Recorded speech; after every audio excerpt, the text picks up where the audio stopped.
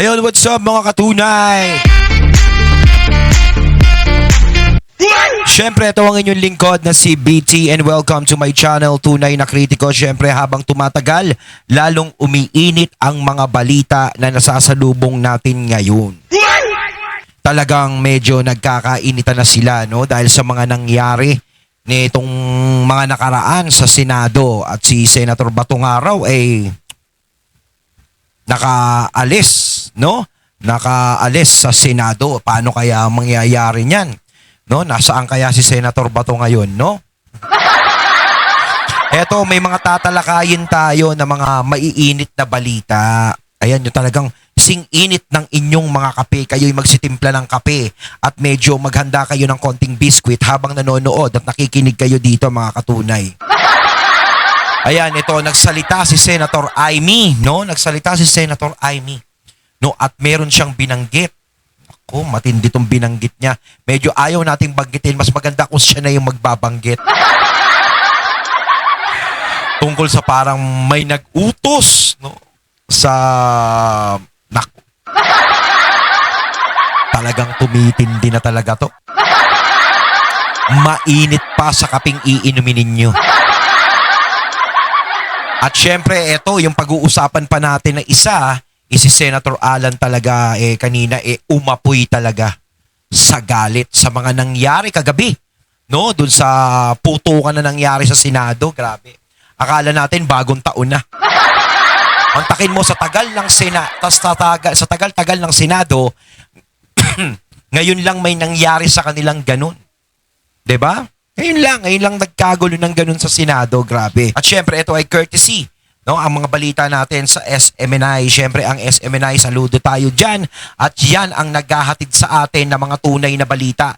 Ako dito lang talaga ako nanonood, nakikinig sa SMNI. Kumbaga dalawa, Net25, SMNI, no, yan mga pinapanood natin. Meron pa tayong isang pinapanood Pero yung iba, nako, medyo pass tayo.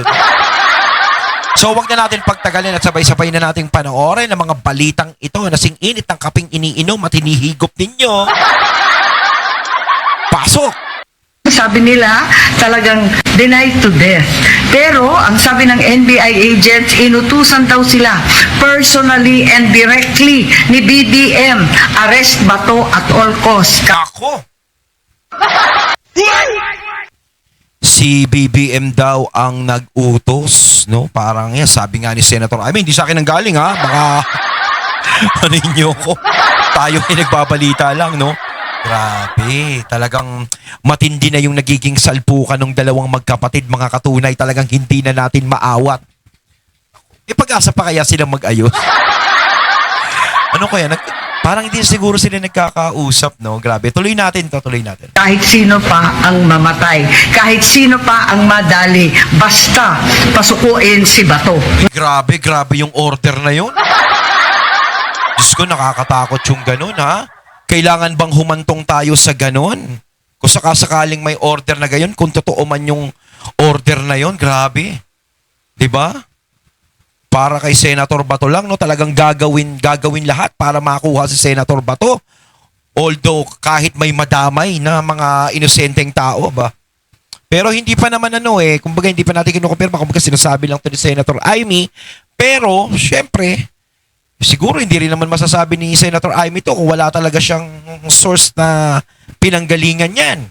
Ngayon din. Dahil dito, direktang tinanong ang NBI kung mayroon nga bang ganitong utos mula sa Pangulo. Mariin itong pinasinungalingan ni NBI Director Attorney Melvin Matibag. Una-una po, sino po kaya yung NBI agent na kausap niya? Kasi kung nagre-refer po siya dun sa nahuli na driver, hindi po NBI agent yun, ano po. At pangalawa po, na mas importante, wala pong naging ganong utos si Pangulo. Sa totoo po, ang utos po ni Pangulo, through Secretary Eric Bida, wala tayong gagawing pag-aresto o anumang pagpasok sa Senado po, sapagkat inirerespeto nga po natin ang prosesong nangyayari po sa Korte Suprema. Katunayan po, yung pong aking ayun naman pala ayan, nilinaw ni Matibag, no? Na nire-respeto nila yung sa Korte Suprema. Ayun naman pala. Ayun naman pala. 'Di ba?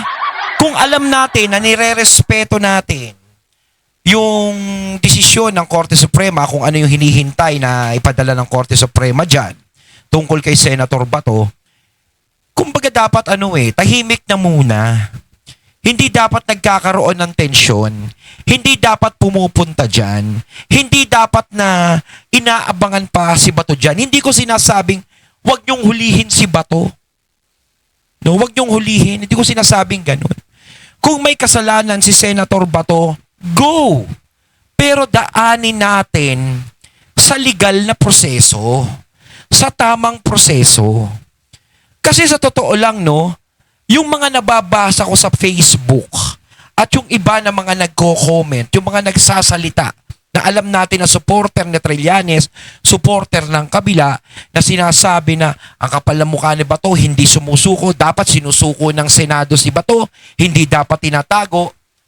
Sa totoo lang, tama ba ang ginagawang pag-aresto o yung warrant of arrest na yan kay Senator Bato? Di ba? Bakit? Ang hustisya ba natin ngayon ay ICC? ICC ba dapat ang magdesisyon para sa mga nangyayari sa atin at yung mga maliliit na krimen dito sa atin sa Pilipinas, yun ang dadaan lang sa Supreme Court? Para kasing ang nangyayari, parang tinatapakan natin, niyuyurakan nyo ang Supreme Court.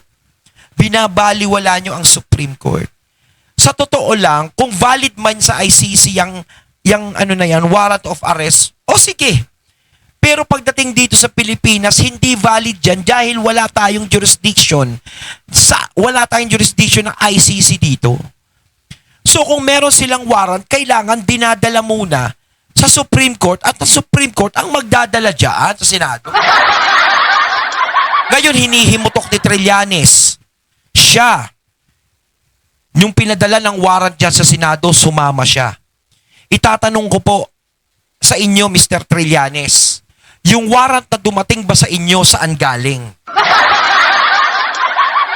Diba dito? Sa korte dito sa atin sa Pilipinas. Kaya talagang tatalab yun. Kasi nandito ka, Pilipino ka, sa Pilipinas yan eh. At yung iba pa na pinadala ng warrant dyan. Supreme Court galing yan eh. Diba? Ngayon, kung yung dala-dala mong warrant of arrest laban kay Bato is talagang sa Supreme Court nang galing, dumaan sa Supreme Court, ayan, pwede mong ipagmalaki. Pwede mong pasukuin si Senator Bato at wala kaming sasabihin doon. Diba? Hindi kami magsasabi, Supreme Court na nagdesisyon eh. May magagawa pa ba tayo dyan? Hindi na natin pwedeng kontrahin. Diba? Kaya nga hinihintay lang dito yung desisyon ng Supreme Court. Kaya hindi na sana dumaan tayo sa mga gulo na yan, mga habulan na yan. Diba? Ngayon ako nauunawaan ko yung mga senador na hinihintay yung desisyon ng Supreme Court. Kasi nasa punto naman sila, nasa tama naman sila. Bakit nila ibibigay ang kapwa senador nila kung ang gustong umaresto o yung warrant of arrest ay galing sa ibang bansa? Bakit? Nasa dahig ba tayo? Nasa Netherlands ba tayo? Hawak ba tayo ng ICC? Ano yung silbi ng Supreme Court dito? Ano to? Display? Diba? Huwag natin yurakan ng Supreme Court. Bayaan natin ng Supreme Court ang magdesisyon kung ano ang magiging kapalaran ni Senator Bato. Ngayon, nagsalita naman yung mga nandiyadyaan sa Senado. Ultimo mga kasama ni Senator Bato. Na sila na mismo ang kukumbinse na sumuko si Senator Bato kung sakasakaling ang Supreme Court ay maglabas ng ganyan dyan sa Senado. At si Senator Bato, kung saan namang susuko? Diba? Paano susuko yan? Kung ganyan ang ginagawa ninyo, dadalhin nyo sa dahig. Kayo, baliktarin natin ang sitwasyon. Kayong mga Trillanes supporters, no, pasensya na mga tol, mga utol. Kung si Trillanes, no, padala ng warrant of arrest ng ICC, pero walang jurisdiction ng ICC sa atin, ano mararamdaman nyo? Or halimbawa lang, pasensya sa mga loyalist, magsasample lang tayo. Si BBM, padalan ng ICC ng warrant of arrest. Pero wala na tayong jurisdiction ng ICC dito. Papayag ba kayo na hindi dumadaan dito sa korte sa atin sa Pilipinas na basta na lang dadamputin si BBM? Siyempre, ipaglalaban nyo rin siya. Hindi kayo papayag kung babalik rin natin ang sitwasyon. Ganon din yung sitwasyon ngayon. Strict instruction sa mga NBI po na ipinadala po sa GSIS na kahit makita si Senator Bato, just monitor at tingnan po kung ano mangyayari. Wala pong pang-aresto. Kaya hindi ko po alam kung saan po nanggagaling ang ating pugbutuing Senator Ivy Marcos. Pero lalo pang uminit ang issue matapos ilahad ng senadora na may nahuli umanong isang confidential agent na bumalik sa Senado upang kuhanin ang kanyang tactical bag na naiwan sa loob ng gusali. Ayon sa senadora, pinangalanan umano ng nasabing tao ang ilang matataas na opisyal ng NBI na siyang nagbigay ng utos para pasukin ang Senado at dakpin si Senator Bato. Nagkakagulo pa rin kami rito kasi ang balita may nahuli na isang NBI na CA, confidential agent, na binalikan yung kanyang tactical bag na siyang naiwan dito sa hagdan ng second floor. Nabisto pa no? Bililikan mo pa kasi. Kung saan nagmula yung putukan. Ngayon, yung tao na nahuli, pinangalanan yung NBI boss niya, si Attorney Bomediano ng NBI Transnational Crime. Kung sino man siya daw yung nag-order sa kanila na lusubin yung Senado at takipin si Senator Bato. Ano man ang mangyari, sino man ang masaktan. Dahil sa nangyaring insidente, nanawagan si Senator Amy Marcos kay Pangulong Bongbong Marcos na pansamantalang alisin sa pwesto ang ilang matataas na opisyal ng NBI habang isinasagawa ang investigasyon. Kabilang sa mga pinangalanan ng senadora, sina NBI Director Attorney Melvin Matibag, NBI NCR Chief Attorney Emeterio Dongallo Jr. at NBI Organized and Transnational Crime Division Chief Attorney Jerome Bomediano. Sa panig naman ng NBI, iginit ni Director Matibag na sumusunod lamang ang kanilang ahensya sa batas at sa proseso. Well, that is the prerogative of the good senator. Pero tayo naman po, nagsisilbi po tayo sa pleasure po ng ating appointing authority at kung ano po yung mandatong ibinigay po sa atin. At ako naman po, nakasisiguro po kayo at nakita nyo naman, wala po namang pagkilos ang NBI na hindi po sumunod sa batas at sa proseso. Ayan na talagang sinabi nga ni Matibag na talagang sumusunod naman sila sa kung ano ang tamang utos sa kanila. Yun naman talaga.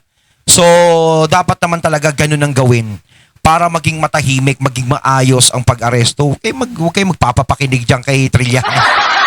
Tapos sinasabi pa nagkakaroon pa ng mga salitaan sa mga Facebook, sa social media na si Trillanes daw ang ipalit kay John Vic. Di wow! Nakikiusap pa sila kay BBM, no? Palitan daw si Rimulya. O hindi na bali, si Rimulya na lang, wag na si Trillanes. Ito po yung pangalawang pag-uusapan nating balita, mga katunay. Itinanggi ni Senate President Alan Peter Cayetano na diversionary tactic lamang ang putukan sa loob ng Senado nitong Miyerkules ng gabi. Sinagot din ito kung nasaan na nga ba si Senador Bato de la Rosa. Si Sheena Torno sa buong detalye ng balita. Live. Sheena, magandang gabi sa iyo.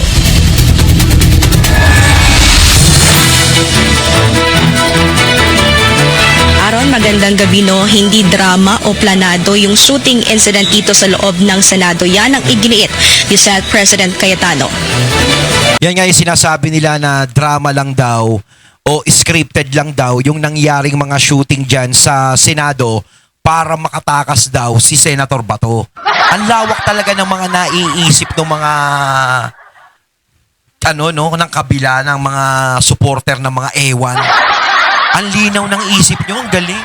Anong dahilan nila dyan sa Senado para gumawa ng ganyan? The Senate is under attack. Ayun. Was under attack. Ayun. All of you, your lives were in danger last night. Hindi na Talagang pinupukpok ni Senator Alan yung... Siyempre, talagang tindi naman ang galit kasi siyempre nakaka-nervous naman yung nangyari na yun, di ba? Siyempre, buong akala nila, susuguri na dyan, magkakagulo na yan. Naku naman. Gila ni Senate President Alan Peter Cayetano ang kanyang emosyon habang sinasagot ang mga tanong mula sa media. Partikular ng alegasyon na may diversionary tactic o drama lamang ang palitan ng putok ng baril sa loob ng Senado nitong Miyerkules ng gabi. Hindi under attack yun. Nung nagko-focus kami dito, hinihintay namin articles of impeachment. Nakita nyo naman lahat ng pangyayari. Napakagaling ko naman mag-orchestrate ng lahat na yan. Kaya kong papuntahin dito mga armadong grupo. Paliwanag pa ni Cayetano Pinag-isipan pa si Senator Alan ng ganun no? Alam mo kasi sa totoo lang, no, meron kasing mga tao na hindi matanggap ang pagkakaupo ni Senator Alan bilang Senate President. Kasi sa totoo lang, no, nag-aalala sila, alam nyo kung saan, sa impeachment ni VP Sara. Siyempre, hindi nila inaasahan na magpapalit ng liderato dyan sa Senado. Ang iniisip nila baka mabaliwala yung impeachment ni VP Sara at siya pa rin. At siya ay manatili sa pwesto at makatakbong presidente sa 2028. Yun ang kinakatakot nila Kasi sa totoo lang, patag na sila nung nakaraang liderato dyan O kahit na maghain sila ng impeachment, alam nila na, 100% mai-impeach si Sara Duterte. Pero hindi nila ine-expect na biglang magpapalit ng liderato dyan sa Senado. Yun ang ikinagulat nila na lumitaw agad si Bato dyan. Kaya napalitan. So syempre, hindi natin mapipigilan din yung mga taong maninira kay Senator Alan at gagamitin yung mga nangyari na yan sa Senado para sirain si Senator Alan. Diba? Gusto nilang papabagsakin nila kasi humanap sila ng butas dyan Nasasabihin, kita nyong si Cayetano, hindi niya kayang i-handle yan. Kita nyo, nagkagulo sa Senado. Ang tagal na ng Senado, pero ngayon lang nagkagulo ng ganyan. Tapos, ayan pa, nakawala pa si... Ang daming itatapon sa kanya. Ang daming putik na ibabato kay Senator Alan. Pero sa totoo lang, yung mga putik na binabato sa katawan ni Senator Alan, yan yung putik ng mga takot nila kay Senator Alan. Sa magiging aksyon ni Senator Alan sa impeachment ni VP Sara, yun naman talaga lahat yan Tapos sasabihin nila, diversionary tactics, parang gumagawa lang ng drama sila Senator Alan dyan. Ano yung dahilan nila para gumawa ng drama dyan? Ano? Nandiyan dyan sila? Wawasakin nila yung Senado para gumawa lang ng drama. Sus Mariose. Cayetano na pag-alaman ng Office of the Senate Sergeant at Arms o OSAA na may mga armadong lalaki umanong nakapasok sa loob ng Senado. Nag-ugat ito matapos tanungin ni OSAA OIC Mau Aplasca mga lalaki kung sino ang mga ito, pero isa umano sa kanila ang sumigaw ng NBI. Pinababa umano ni Aplasca ang kanilang mahawak na baril pero hindi ito sinunod. Dahil dito nagpaputok umano ng 27 warning shots ang kampo ng Senado habang 5 putok naman ang nagmula umano sa kabilang grupo. Dami, 27 warning shot. Grabe Inaalam na rin ng Senado kung ano ang motibo ng mga lalaki at kung paano sila nakapasok sa Pero sa totoo lang tayo, nagpapasalamat tayo dahil walang kahit sino na nasaktan dyan sa putukan na nangyari na yan.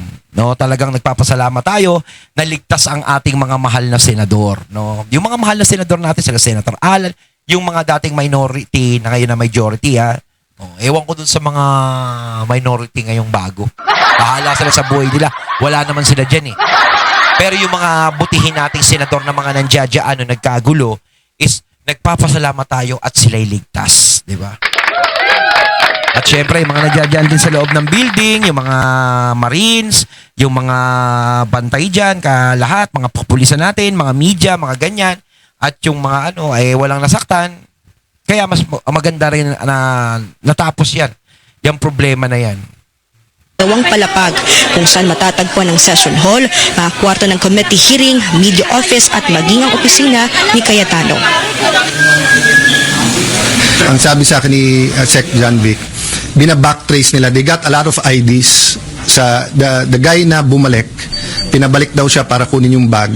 Puno ng maraming IDs sa bag. So they got his fingerprints. They were bringing him to Pasay for inquest. So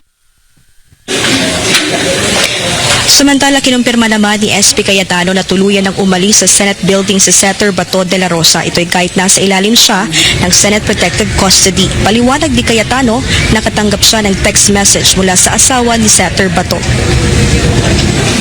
And good PM, sir. In behalf of my family, we would like to thank you and all the other senators for all the support you have done for my husband.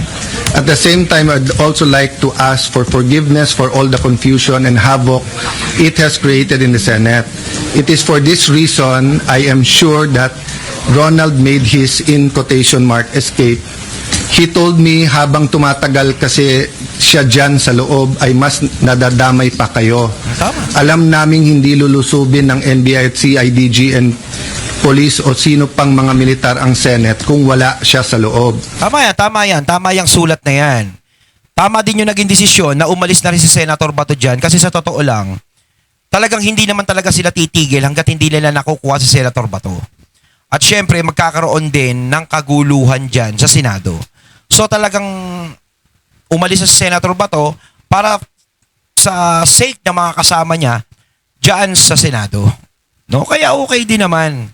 No? Kasi kawawa din naman yung mga senador natin dyan na ginagawa lang nila yung trabaho nila gaya na Senator Alan at ng mga kasama ni Senator Alan, nadadamay pa sila.